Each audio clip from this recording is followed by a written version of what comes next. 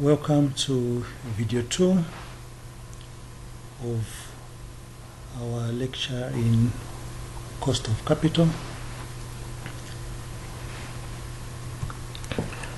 We continue from where we left with the question. So today is 1st January 2007. PBCO has just paid a dividend. So that is ex-div. The 39.25 is ex-div cents per share. Its current share price is $8.31 ex-div. Previous dividends have been paid on 31st December as follows. So you've got a series of dividends there. Make sure as you decide which one is your earliest dividend, or your D1 or D2 to put in the formula. Pay attention to the years in how the years, the descending order or ascending order of the years is given. So we're required our requirement is what is the growth rate to be used by PLC's cost of equity calculation. So we have 1, 2, 3, 4, 5 dividends. There's this other dividend which has been paid, which is not included in the series. So the periods in between the years would be 1, 2, 3, and the fourth period because of the other 39.25 dividends. So our N would be 1, 2, 3, 4. Our N is 4.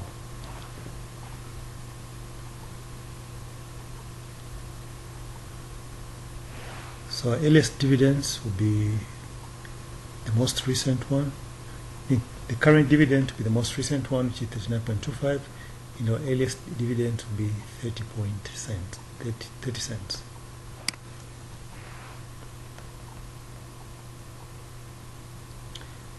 So substituting in the historical growth model formula, we get our G as 6.95%. Make sure you practice that on your calculator.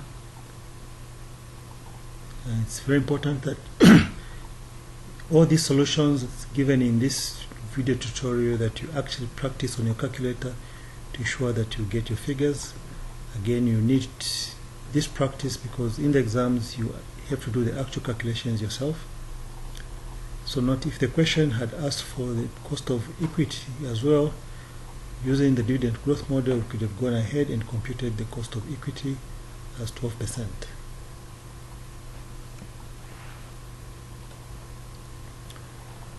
Proceed with another video lecture. RBCO's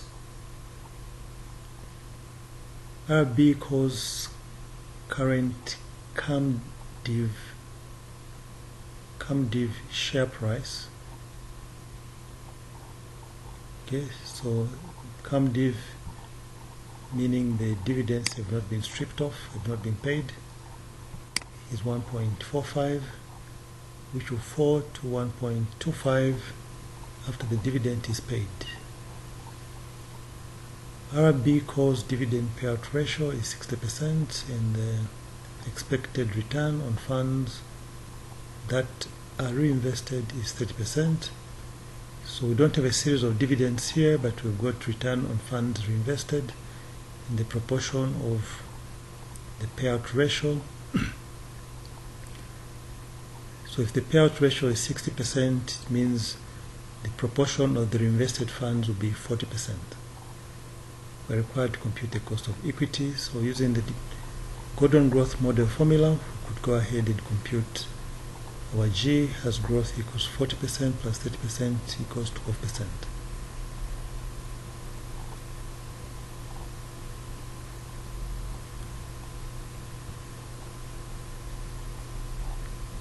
Okay, so the difference between the CAMDIV and the XDIV share price is 20 cents.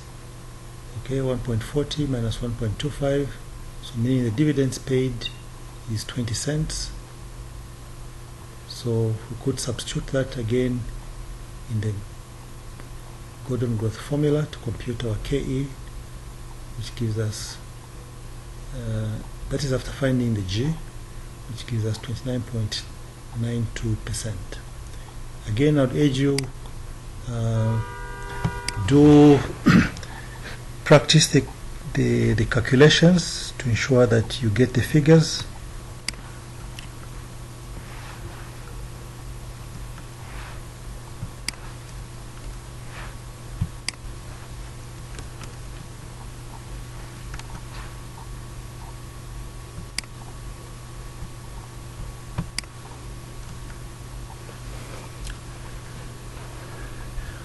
Move on to the second formula for computing the cost of equity, which is the Kapam. One of the problems of the dividend growth model is that it does not take into account the risk faced by the providers of finance. If you remember at the beginning of the study, we did mention that the providers of finance face a risk of default from the borrowers of the finance. So the dividend growth model ignores the factor of risk. That's where the Kapam comes in.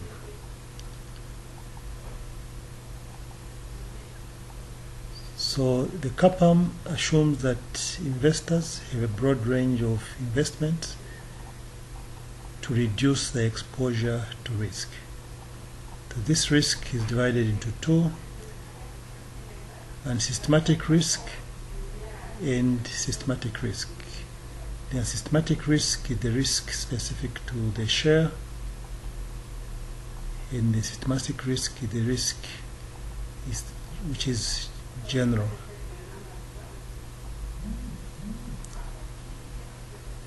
So investors are therefore assumed to be only exposed to the risk that there is a fall in the stock market as a whole. So some shares are very sensitive to stock markets downturns, and because of this risk, shareholders would expect a high return on those shares.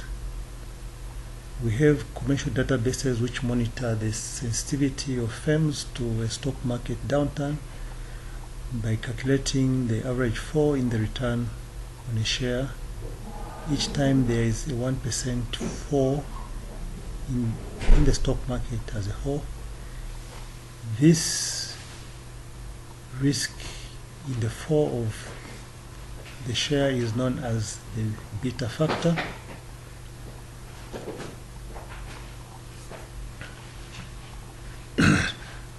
So the beta factor illustrated in the diagram here.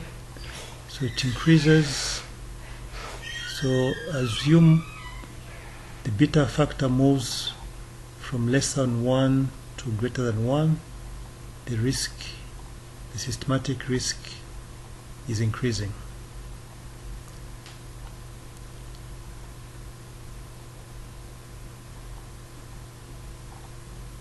So understand these simple equations. Expect to find this type of question in the multiple choice. You need to be able to answer a question if it asks you if the beta factor less than 1, what does it mean?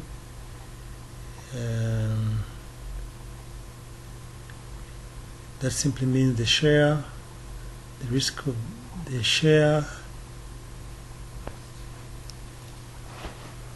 is less than the average risk. If the beta is equal to 1, means the share has got a risk. The share and the risk is equal to the average risk. and if the beta is equal to greater than 1, it means the share's risk is greater than the average risk. So be able to answer questions around those, the less than 1 beta, a beta of equal to 1 or beta of greater than 1.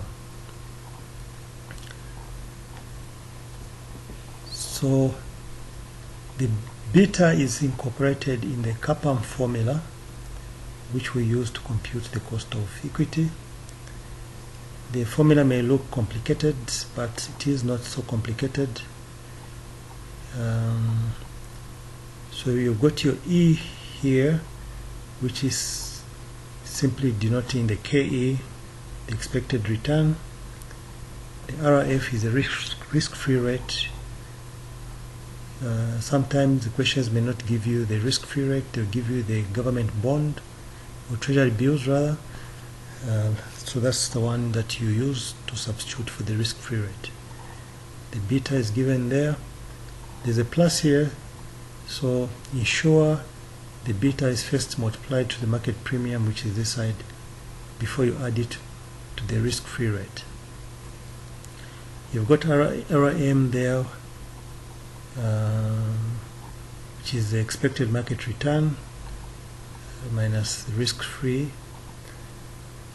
Again, take note that when you subtract the market return minus the risk-free, what you get is a market premium or risk premium. So certain questions, they will not give you the market return, but they'll give you the market premium, meaning this subtraction has already been done for you. So what you simply do is you multiply that with the beta factor before you add to the risk-free rate, and that gives you your KE. So let's illustrate that in the next example question. So if there is a market return of 12% and the risk-free rate is 4%, i.e. there is a risk premium of 8%.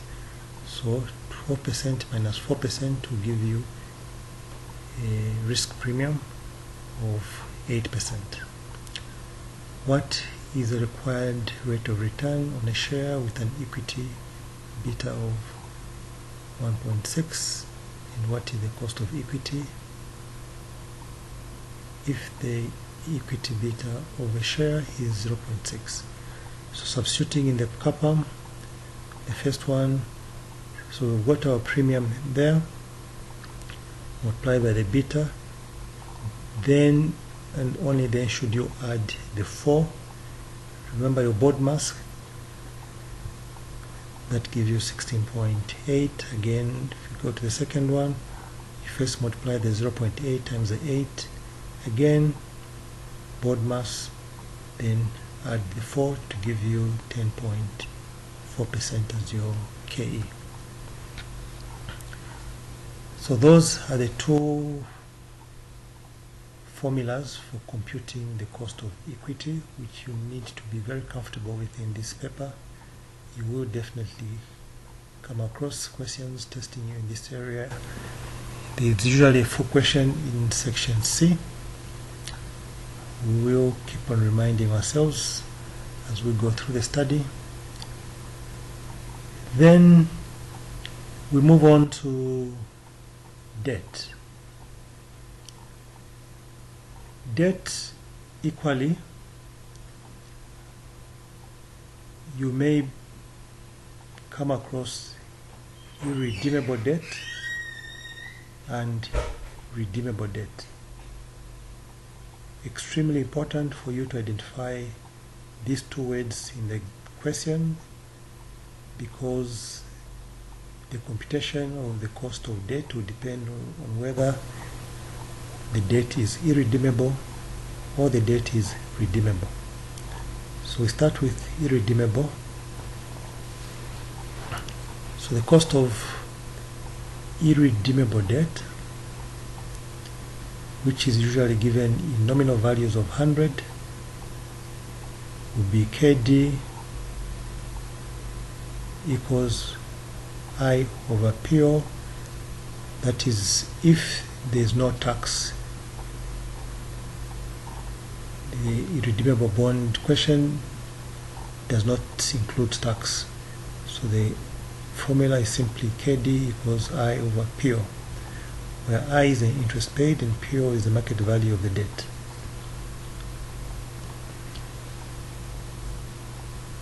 We substitute that again in another example question. So CPS PLC has 8% bonds quoted at 82%. Required, what is the cost of debt, ignoring tax. So the 8%, you divide it by 100 to give you 0.08, and then you multiply it by the nominal to give you 8. The nominal, the bonds, again we said is given in hundreds. Substituting again, you get your cost pre-tax of 9.8%.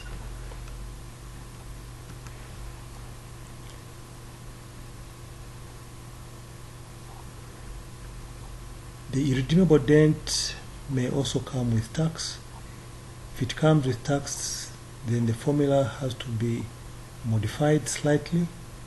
The formula now becomes KD equals I, open brackets, 1 plus T, close brackets, over PO, where PO is the market value of debt, X interest. Okay. Note again that this formula will not be given to you in the exam, so you need to memorize it. So to apply that, required recalculate the cost of debt in CPLC, the same question we looked at earlier on.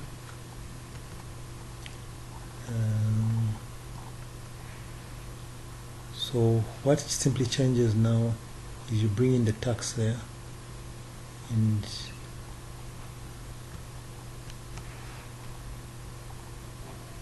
you get 6.8% as your cost of equity. We will continue with the cost of redeemable debt in the third video.